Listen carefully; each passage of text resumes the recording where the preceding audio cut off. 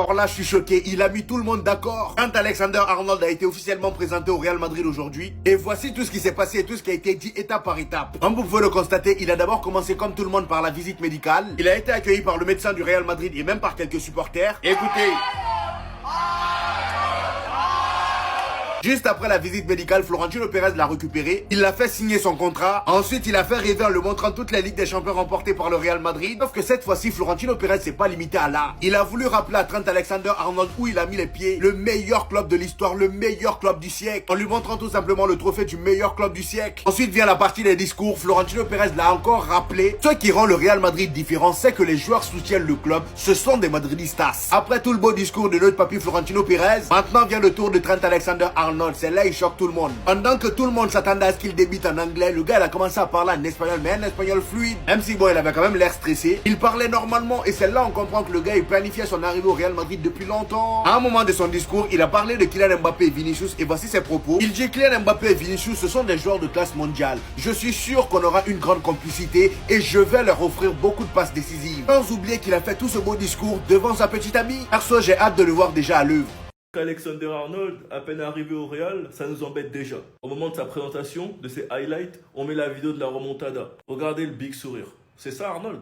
C'est ça? Tu vas payer. Tu vas payer Arnold. Je vais jamais oublier. Je vais attendre la moindre petite erreur au Real pour pouvoir te presser en tant que joueur du Real officiellement. L'année dernière, on nous a fâchés avec Mbappé et il a bien goûté. Et la saison, elle était longue parce qu'on les a affrontés dans quasiment toutes les compétitions, sauf en Ligue des Champions. Il nous explique que tu auras une grande complicité avec Mbappé et Vinicius, que tu vas leur offrir des superbes passes. On attend toujours tes superbes passes pour Nunez. Tu nous expliques que tu t'es toujours dit que le seul club pour lequel je quitterai Liverpool, c'est le Real Madrid. Je n'ai jamais eu d'autre club en tête. C'est ce qu'il disait en 2021. Non, franchement les gars, c'est du divertissement, on se taquine juste. Franchement, c'est une superbe recrue pour le Real. Les classicos vont être encore plus intéressants. Un très bon tireur de coups francs, un très bon tireur de corner. Vous inquiétez pas qu'on le sait très bien. Très bonne qualité de passe. Il sait pas défendre. En tout cas, les deux poteaux light skin anglais vont jouer ensemble au Real. En tout cas, les gars, rien que la Coupe du Monde des clubs, ça va être très très intéressant à suivre. Et ça nous donnera des idées de comment Madrid va jouer la saison prochaine. Enfin bref, sinon vous les gars, vous en pensez quoi? Ramenez-vous sur cette impatience, on est.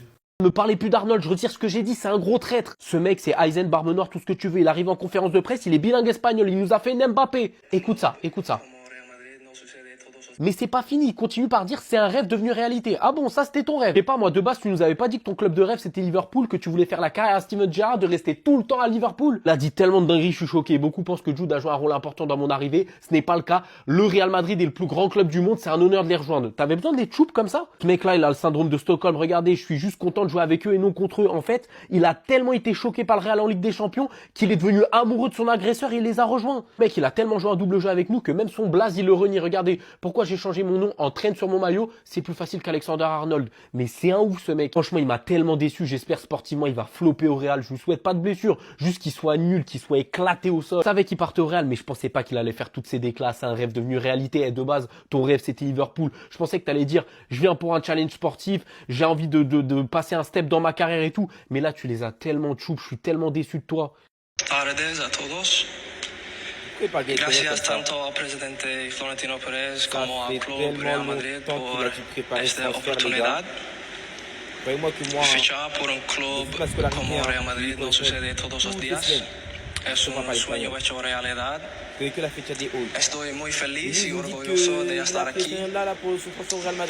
Tengo muchas ganas de enseñarle mi juego. Ça fait longtemps qu'il a prévu de se barrer. D'ailleurs, lui-même, il dit, je me suis toujours dit que le seul club pour lequel je quitterai Liverpool, c'est le Real Madrid. Je n'ai jamais eu d'autre club en tête. Ça m'étonne pas. Un peu à la Kylian qui apprenait l'espagnol dès le début, car il savait qu'il allait finir au Real. D'ailleurs, Arnold, en parlant de Kylian et Vinicius, dit qu'il est très enthousiaste à l'idée de jouer avec eux. Je suis sûr qu'on aura une grande complicité et je vais leur offrir beaucoup de passes décisives. Et ça m'étonne même pas. Les longs ballons traînent Vinicius ou bien traînent Mbappé. Dans des prises en profondeur, ça va être terrible. Par contre, le petit bémol sur son transfert, ce que je trouve dommage, c'est qu'en Liga, il laisse pas les joueurs avoir des numéros extravagants. Le numéro 66 avec le maillot du Real, ça aurait été trop.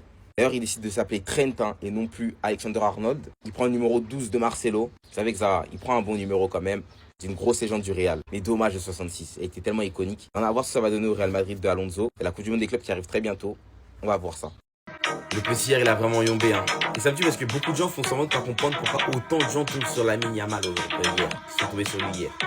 Et il tape la main. C'est à ça qu'il regarde pas dans les yeux. Regarde dans les yeux là. Respecte les enfants. Non, plus sérieusement, beaucoup de gens font semblant. Voilà.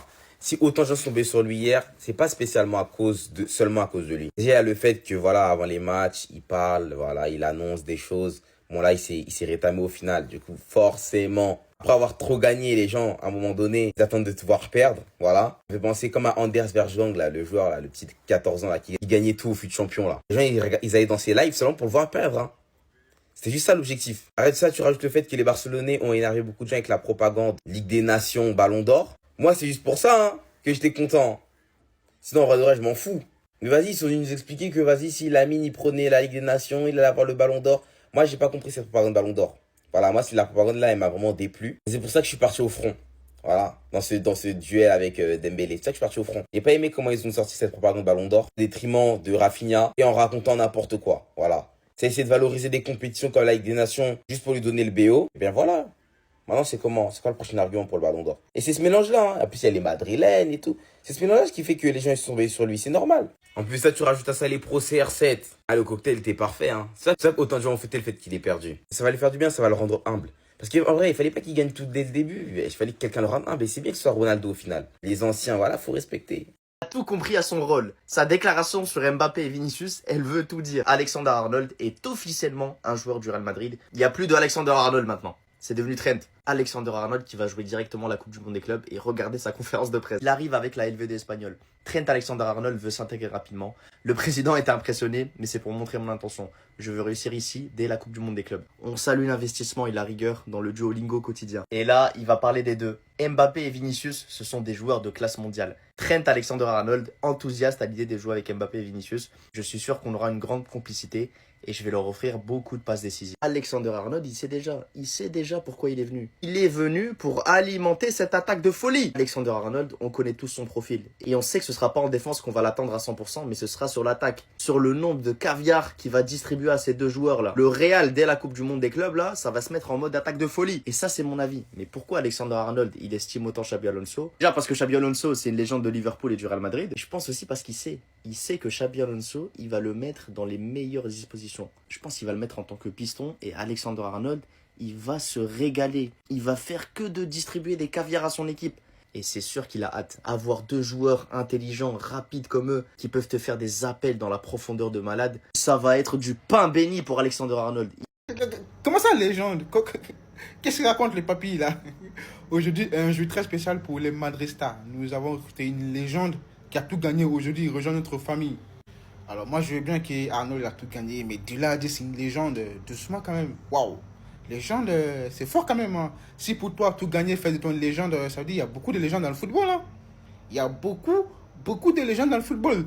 Donc, Sergio Roberto, c'est une légende du football dans ces cas. Ah oui, il a tout gagné lui aussi. Ah, le mot légende, les gars, doucement avec ça, hein, parce que c'est fort quand même. Hein. Dire qu'Arnold, c'est une légende, doucement, c'est un très très bon joueur, même un grand joueur. Mais de là à dire c'est une légende. Et c'est un menteur aussi, parce que je vais vous montrer quelque chose, regardez bien ça. Arnold qui dit en conférence de presse que son rêve devient réalité. Pas à nous. Pas à nous, Arnold. Pas à nous. Quand on sait que, voilà, il y a des interviews de toi où tu dis que, voilà, après Liverpool, ton rêve, c'est de jouer au FC Barcelone et tu viens pas lui dire que ton rêve, c'est arrête, pas à nous. Vous pouvez mentir à tout le monde, mais pas à Internet. Je le répète, vous pouvez mentir à tout le monde, mais pas à Internet. Internet, n'oublie pas. Internet, n'oublie pas, les gars. Communiqué du Real Madrid concernant l'entraînement du jour. Ouais, je vous la refais, vous avez pas bien. Communiqué du Real Madrid concernant l'entraînement du jour. Il n'y a pas eu d'essai, il n'y a pas eu de transfert concernant l'entraînement. Premier entraînement au club, hein. Il a fait TP. 10 heures de boulot. Il a fait du black, Harry. J'y voyais que du feu, moi j'étais enjaillé. Je voyais les plots, les coupelles, les trucs. Et puis on a le détail, hein. L'équipe s'est d'abord entraînée sur des exercices de passe, ligne offensive et défensive. Mais attendez, c'est un bouc des caméras en fait.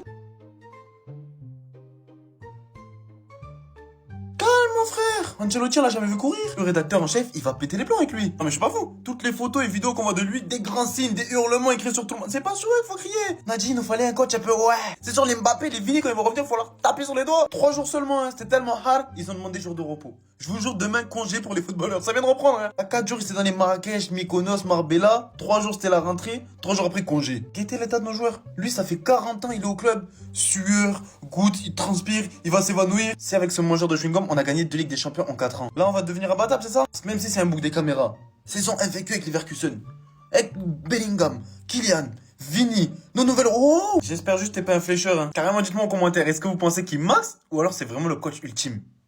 Nike a qui fait appel à 4 légendes du foot pour présenter les nouveaux maillots des clubs où ils sont passés. On voit ça tout de suite. Tout d'abord, il y a le maillot du Paris Saint-Germain domicile avec R10. Il est magnifique. Faut dire les termes, il est magnifique. Le bleu avec la bande rouge entourée de blanc, ça c'est du classique. On a déjà vu ça plein de fois. Mais le fait que la bande soit constituée de croix, de carrés, façon losange, ça rend juste le maillot magnifique. Franchement, le design, il est très beau. Maintenant, on retrouve R9 pour présenter le maillot extérieur, je crois, de l'Inter de Milan. Un très beau maillot aussi, on dirait même les maillots d'entraînement. Et vu que R9 le porte, je pense que du coup, c'est le maillot extérieur. Il y a l'Atlético Madrid avec Fernando Torres, c'est un classique. Bon, voilà, il est pas spécialement très beau. Ça change pas, c'est l'Atlético, quoi. C'est du classique. Et enfin, le maillot extérieur de Chelsea porté par la légende Didier Drogba. Vous les réservez pour la fin. Bon, les bandes, elles sont rouges et vertes, kaki, mais genre vert vraiment foncé kaki. Et c'est aussi du vert kaki au niveau des manches, foncé aussi. C'est pas du noir. Sur les joueurs, ça rend plutôt bien, j'ai l'impression. Après, évidemment, c'est la version pro. Donc, du coup, le maillot, je le trouve pas moche, mais je trouve pas que c'est une dinguerie non plus. Maintenant, à voir le maillot supporter, ça donne quoi? Moi, je préfère encore le domicile, hein, le maillot bleu classique. Que je vais m'acheter surtout en manche longue dès qu'il sort. Mais en tout cas, ouais, pas moche. Et hâte de voir franchement le maillot alternatif de Chelsea parce que là, on est en LDC et potentiellement, on aura le maillot de Jordan. À voir.